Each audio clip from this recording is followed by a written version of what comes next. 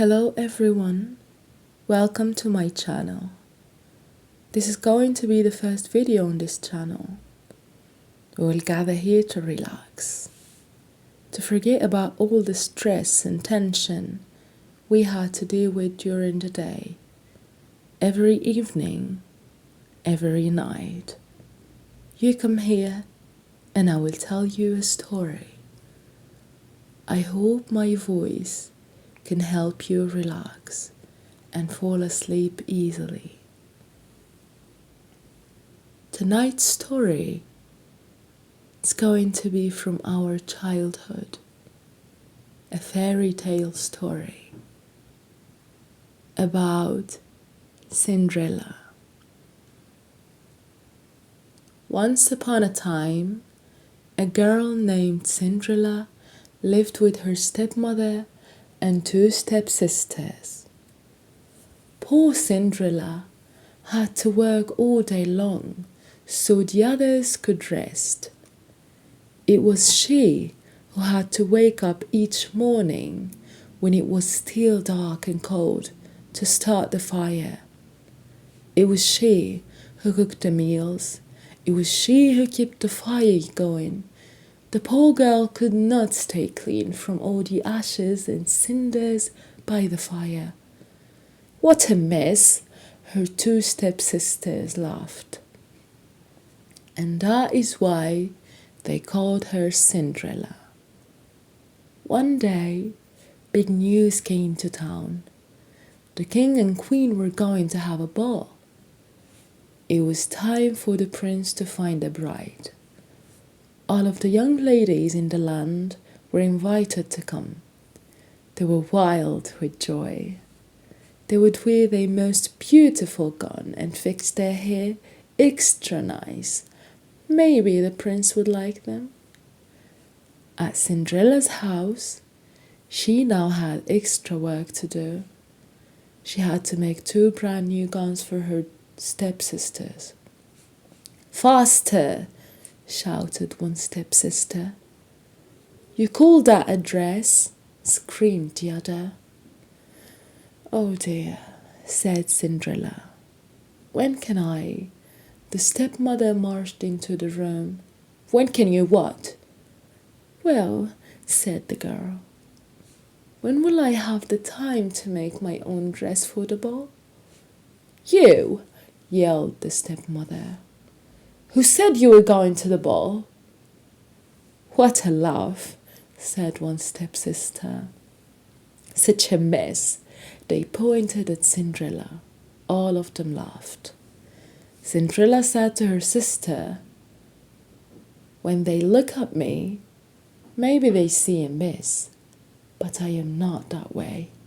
And if I could, I would go to the ball. Soon the time came for the stepmother and stepsisters to leave for the big party. Their fine carriage came to the door.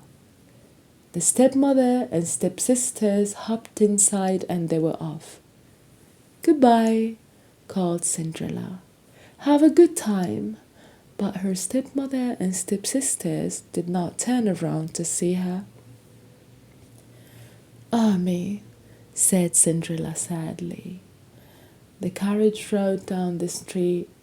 She said aloud, I wish I could go to the ball too. Then poof! All of a sudden in front of her was a fairy. You called? Said the fairy. Did I? Said Cinderella. Who are you? Why, your fairy godmother, of course.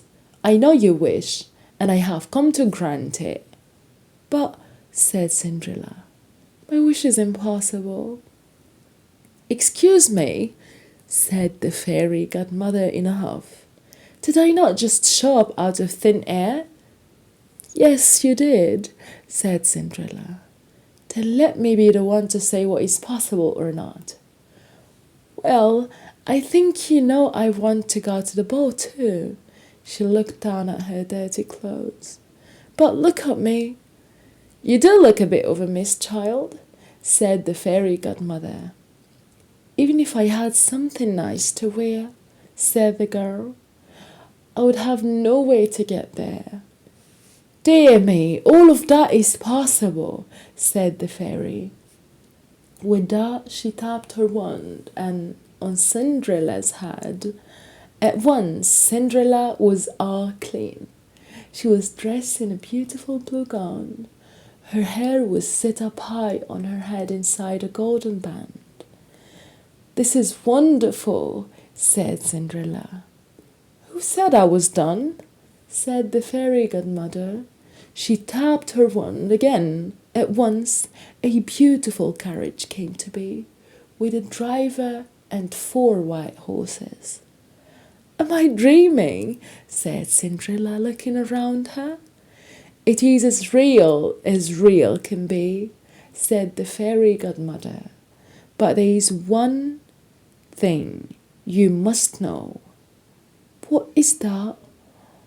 All of this lasts only to midnight. Tonight, at the stroke of midnight, it will all be over. Everything will go back to how it was before. Then I must be sure to leave the ball before midnight, said Cinderella. Good idea, said the fairy godmother. She stepped back. My work is done. And with that, the fairy godmother was gone. Cinderella looked around her. Did that even happen? But there she stood in a fine gown and with a golden band in her hair, and there were her driver and 4 horses before her waiting. Coming, called the driver. She stepped into the carriage and they were off. Over at the ball, the prince did not know what to think. Why do you have that sad look on your face? The queen said to her son. Look around you. You could not ask for finer maidens than these. I know, mother, said the prince. Yet he knew something was wrong. He had met many of the young women, yet after he said hello, one by one, he could find nothing more to say. Look! Someone pointed to the front door. Who is that? All heads turned. Who was that lovely maiden stepping down the stairs? She held her head tall and looked as if she belonged, but no one knew her. There is something about her, said the prince to himself. I will ask her to dance. And he walked over to Cinderella. Have we met? Said the prince. I am pleased to meet you now, said Cinderella with a bow. I feel as if I know you, said the prince. But of course that is impossible. Many things are possible, said Cinderella, if you wish them to be true. The prince felt a leap in his heart. He and Cinderella danced with the song when the song was over, they danced again, and then they danced again, and yet again. Soon the other maidens at the ball grew jealous. Why is he dancing all the time with her? They said. How rude! But all the prince could see was Cinderella. They laughed and talked, and they danced some more. In fact, they danced for so long that Cinderella did not see the clock. Dang, said the clock. Cinderella looked up. Dang, went the clock again. She looked up again. Oh my, she cried out. It is almost midnight. Dang, rang the clock. Why does that matter? Said the prince. Dang, called the clock. I must go, said Cinderella. Dang, went the clock. But we just met, said the prince. Why leave now? Dang, rang the clock. I must go, said Cinderella. She ran to the steps. Dang, said the clock. I cannot hear you, said the prince. The clock is too loud. Dang, ran the clock. Goodbye, said Cinderella. Up the stairs she ran. Down went the clock. Please, stop for a moment, said the prince. Oh dear, she said as one glass slipper fell off her foot on the stair. But Cinderella kept running up. Dang, said the clock. Please wait a moment, said the prince. Dang, rang the clock. Goodbye, Cinderella turned one last time. Then she rushed out the door. Dang, the clock was quiet. It was midnight. Wait, called the prince. He picked up her glass slipper and rushed out the door. He looked around but could not see her blue dress. This is all I have left from her, he said. Looking down at the glass slipper, he saw that it was made in a special way to fit a foot like none other. Somewhere there is the other glass slipper, he said, and when I find it, I will find her too. Then I will ask her to be my bride. From hut to hut, from house to house went the prince. One young woman after another tried to fit her foot inside the glass slipper, but none could fit, and so the prince moved on. At last the prince came to Cinderella's house. He's coming, called one stepsister as she looked out the window. At the door, screamed the other stepsister. Quick, yelled the stepmother. Get ready. One of you must be the one to fit your foot in that slipper, no matter what. The prince knocked.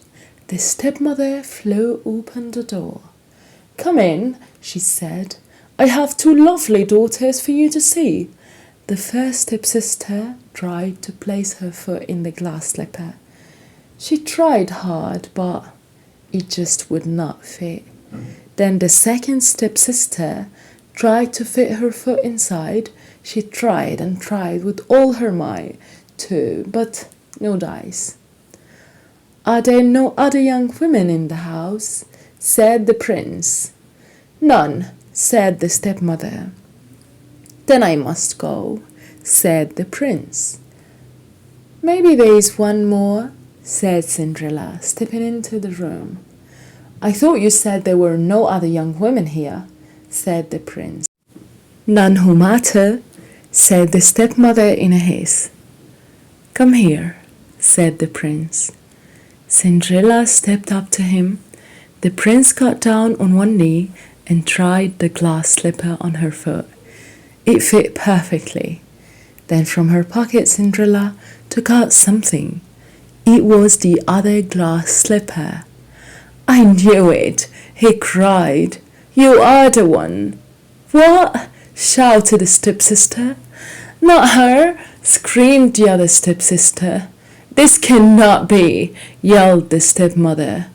But it was too late. The prince knew that Cinderella was the one. He looked into her eyes. He did not see the cinders in her hair or the ashes on her face. I have found you, he said.